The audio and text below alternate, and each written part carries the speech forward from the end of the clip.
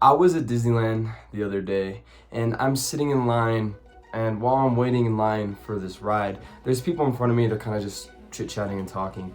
And one of them says this phrase that literally gave me the idea for this video and is still like repeating itself in its mind. And it makes sense why there's so many young men like me and you that are weak and incapable in this world. You want to know what she said?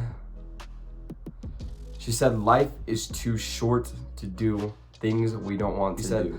Literally, she said that word for word. And I'm sitting there like baffled, stunned. Of course, I'm not gonna go up and say anything to her and try to save her. And then fast forward to today. I don't have a lot of time to hang out with my mother anymore, but today's one of those days. It was me, my brother, and my mom, and we were all hanging out. We ended up in Starbucks. So I decided not to get anything. My brother got like the sugariest, some sugared caffeine drink, and my mom just was gonna get something that she's been dying to try. A pumpkin spice muffin. Now listen, I love pumpkin spice, but my mom isn't obsessed with pumpkin spice. So we're in line waiting. Eventually it's our turn. The barista talks to us, my mom orders the drinks. She's getting something for my sister too, and then she mentions the fact that the pumpkin spice muffin that she's been dying for isn't good for her. The barista, mind you, she's 50 and she's working an entry-level job at Starbucks. She goes, "This is what makes life worth it." So as soon as I heard that, my mind was like, what makes life worth it is a muffin. Now I guess she's probably just saying that as some sort of like marketing thing or whatever, trying to make my mother feel better about her bad health decision. So we carry on about her day, and we all enter my mother's car. I'm sitting there in the back seat, and I'm just sitting thinking about all these people basically saying the same thing, that life is too short to do hard things. Life is too short to do things you don't want to do. I'm sitting there and I'm thinking, I have to make this video.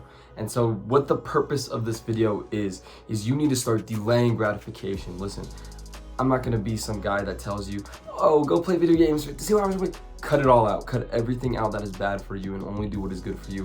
And I don't care if you're successful at first at doing it. What I care about is you show up and you try every single day. Now listen, I'm still not perfect at delaying gratification, but at least I delay gratification at a higher level than young men, even you probably. But what I want you to understand is you need to get on your game, because I'm not even that good at it.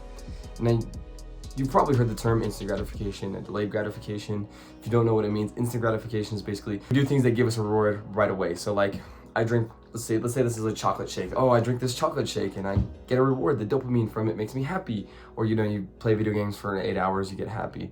Or you jerk off. Why jerking off is so addictive is because it makes you happy. You get a giant dopamine release.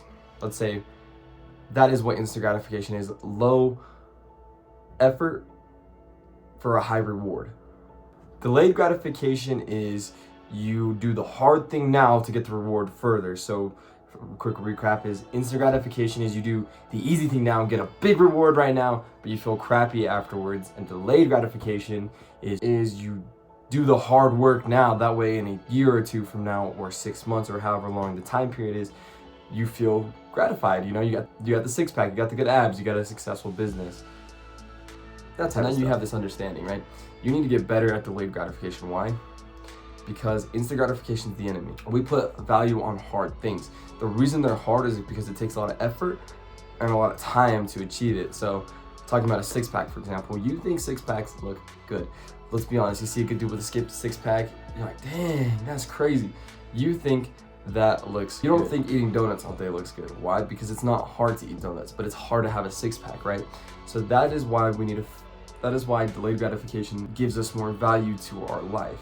And so what you need to do is delayed gratification at every single level, at every single opportunity. So what I want you to take away from this explanation, me going on about this science stuff, is that if you want to actually make it in life, you want to be successful, you want to have a good family, you want to do something with your life, you want to be fulfilled, you want to make a difference, it's time to learn how to delay gratification. A lot of young men nowadays, we don't know how to do it. Okay, school doesn't teach us this. We've always have a daddy on top of us telling us what to do. We don't know how to do it. You don't know how to do it. And if you're making the effort and you're trying, I'm proud of you. I'm on your side. Remember, as a young man, it is your duty to make it in life. And if you cannot delay gratification, you will not go anywhere. please listen to my warning. I know you probably hate me right now, you feel called out or something. Or maybe you are delaying gratification, now you're feeling encouraged, but you need to, without a shadow of a doubt, keep delaying or start delaying today, right now. Next time you want junk food, and say no junk food. Wake up, man. You wanna go somewhere in life, you wanna be something, delay that gratification.